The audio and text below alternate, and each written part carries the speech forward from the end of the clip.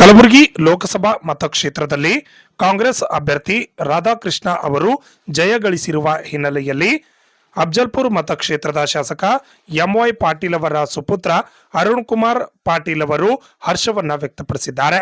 Doctor Mallikarjun Kharge ಅವರ ಮಾರ್ಗದರ್ಶನದಲ್ಲಿ ನಾವೆಲ್ಲರೂ ಕೂಡ ನಡೆಯುತ್ತಿದ್ದೇವೆ.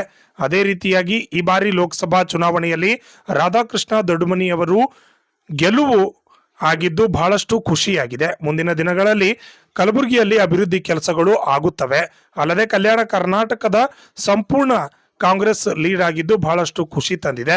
ಹಿಂದೆ ಉಮೇಶ್ ಜಾಧವ್ ಅವರು ಯಾವುದೇ ಅಭಿವೃದ್ಧಿ ಕೆಲಸ ಮಾಡಿಲ್ಲ, ಆದ್ದರಿಂದ ಜನರು ಅವರಿಗೆ ತಕ್ಕ ಪಾಠ ಕಲಿಸಿದ್ದಾರೆ ಎಂದು ತಿಳಿಸಿದ್ರು.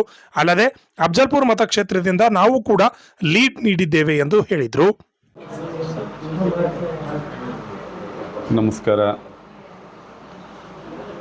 ನಿನ್ನೆ ನಡೆದಂಥ ಲೋಕಸಭಾ ಚುನಾವಣೆ ಫಲಿತಾಂಶದಲ್ಲಿ ಶ್ರೀಮಾನ್ ರಾಧಾಕೃಷ್ಣ ದೊಡ್ಡಮನಿಯವರು ಅಭೂತಪೂರ್ವ ಜಯ ಗಳಿಸಿ ಇಡೀ ಕಲಬುರಗಿ ಲೋಕಸಭಾ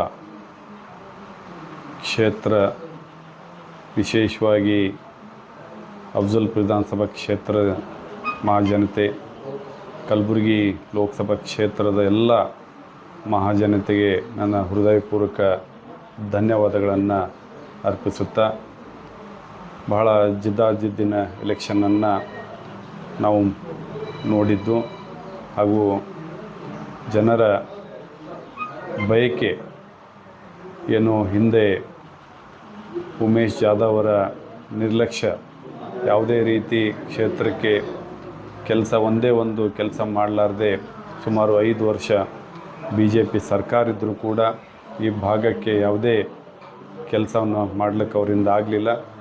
ಜನರ ಏನು ನಿರ್ಧಾರ ಈ ಒಂದು ಎಲೆಕ್ಷನ್ನಲ್ಲಿ ತಗೊಂಡಿದ್ದಾರೆ, ಭಾಳ ಸಂತೋಷ ಅನಿಸುತ್ತೆ. ಇನ್ನೂ ಬರುವಂಥ ದಿನಗಳಲ್ಲಿ ಮಾನ್ಯ ರಾಧಾಕೃಷ್ಣ ದೊಡ್ಡಮನಿಯವರು ಈ ನಮ್ಮ ಕಲಬುರಗಿ ಲೋಕಸಭಾ ಕ್ಷೇತ್ರಕ್ಕೆ ಎಲ್ಲ ತಾಲೂಕುಗಳಿಗೆ ಒಂದು ಹೆಚ್ಚಿನ ಅವರ ಮುತುವರ್ಜಿಯಿಂದ ಹೊಸ ಬಜೆಟನ್ನು ತಂದು ನಮ್ಮ ಈ ಕ್ಷೇತ್ರಕ್ಕೆ ಡೆವಲಪ್ಮೆಂಟ್ ಆಗುವ ಸಲುವಾಗಿ, ವಿಶೇಷವಾಗಿ ಅಫಜಲ್ಪುರ ವಿಧಾನಸಭಾ ಕ್ಷೇತ್ರಕ್ಕೆ ಅವರು ಹೆಚ್ಚಿನ, ಈ ಹಿಂದೆ ಕೂಡ ಅವರು ಹೆಚ್ಚಿನ ಮುತುವರ್ಜಿ ವಹಿಸಿ ಸಾಕಷ್ಟು ಅಭಿವೃದ್ಧಿ ಕೆಲಸಗಳನ್ನು ಮಾಡಿದ್ದಾರೆ, ಮುಂದೆ ಮಾಡ್ತಾರೆ ಅನ್ನೋಂಥ ಒಂದು ಆಶಾಭಾವನೆ ವ್ಯಕ್ತಪಡಿಸಿ ಅವರಿಗೆಲ್ಲರಿಗೂ ಶುಭಾಶಯವನ್ನು ತಿಳಿಸಿ ನನ್ನ ಹೃದಯ ತುಂಬಿ ಇನ್ನೊಮ್ಮೆ ಎಲ್ಲರಿಗೂ ಧನ್ಯವಾದ ವ್ಯಕ್ತಪಡಿಸುತ್ತೇನೆ. ನಮಸ್ಕಾರ.